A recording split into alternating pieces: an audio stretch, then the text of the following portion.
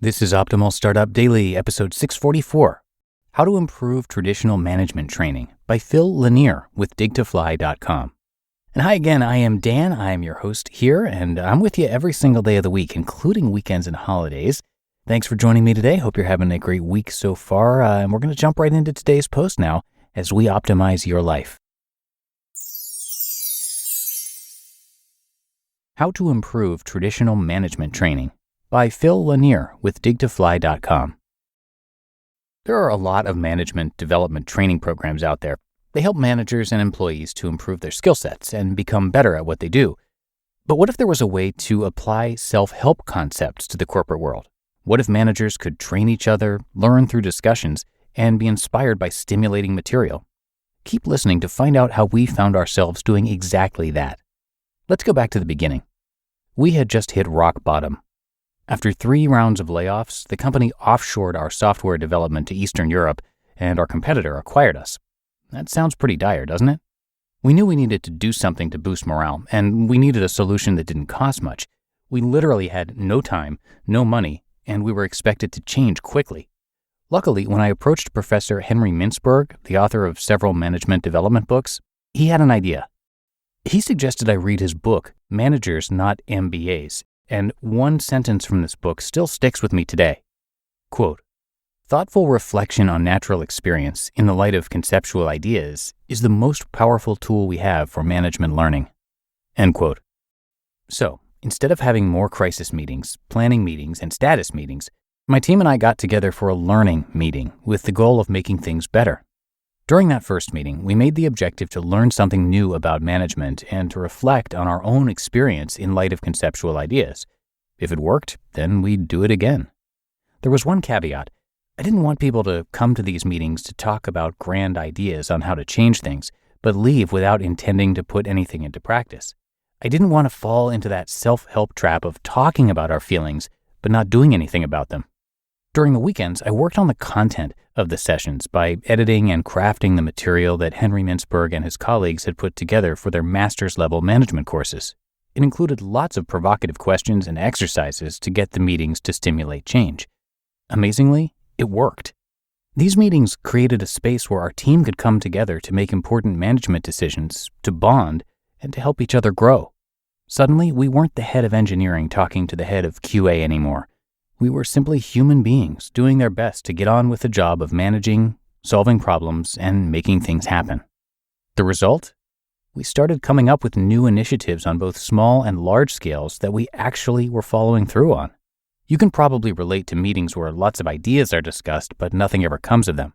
This was different because we came up with simple changes in a safe environment that fostered collaboration between managers. Once we started taking action, we saw the time we spent in these meetings differently. This is how I marketed the meetings to my team. Because really, who wants to attend more meetings when there is so little time to begin with? Quote, "We all spend some 50+ hours a week running around and making things happen and doing things. Imagine if we spent 1 hour a week talking about what's going on, reflecting on experiences around our current management challenges, and discussing what we could do to make things better. All stimulated by some really cool management topics developed by some of the best thinkers in the world. Then we could run around making things happen for the other 49 hours.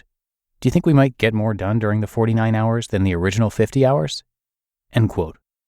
We had stumbled upon management development that really works, and it was just a matter of opening up to each other, putting our heads together, and then taking action.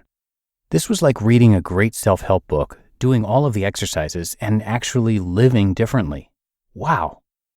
The 3-step formula. Now it's time for you to take action with these ideas in your own organization. Here's the simple 3-step formula. Step 1. Schedule a meeting with fellow managers and team members to discuss the issues that are most pressing.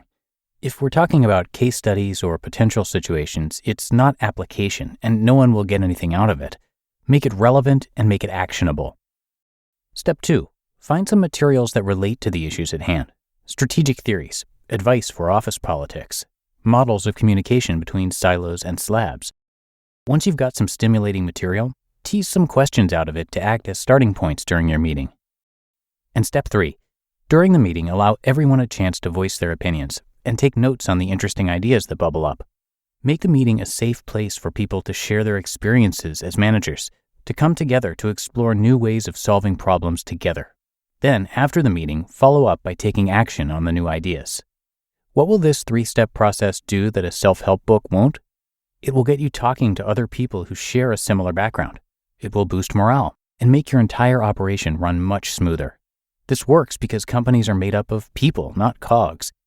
Unless we take the time to talk about things, we're going to keep running around inefficiently. How you can apply this to your work. It's simple. Put together a few questions to help you and some team members mastermind together. Then set aside some uninterrupted time to discuss. It might take a few minutes before everyone warms up to each other and begins to share the deep stuff within. The first few meetings might be focused more on surface issues. Over time, you'll see that having these types of candid conversations and knowing that everyone else is in the same boat together can really transform the way you live your life and lead your team. So go ahead. I challenge you to give this self-help for managers idea a try. It may seem overly simple, but why complicate things when there's an inexpensive solution at hand that works? You just listened to the post titled, How to Improve Traditional Management Training by Phil LeNir with digtofly.com. And thank you to Phil. Phil LeNir developed Coaching Ourselves following a new approach to management education implemented in the International Master's Program in Practicing Management. As Executive Director at Coaching Ourselves, Phil is working to bring this approach to management development to organizations worldwide. And thank you also to Karl Staib, who is the creator of Dig to Fly. He helps entrepreneurs understand their struggles and turn them into stepping stones. He's the author of the book Bring Gratitude and has a lot to offer on his site, which again is digtofly.com. You can find lots there, and I have that linked in this episode's description. He's also got a podcast, and you can find the Dig to Fly podcast wherever you get your audio. But that's it for today. Thank you for listening each and every day. That is, of course, how we can keep this show going for you. So have a great rest of your day, and I'll be back again with you tomorrow, where your optimal life awaits.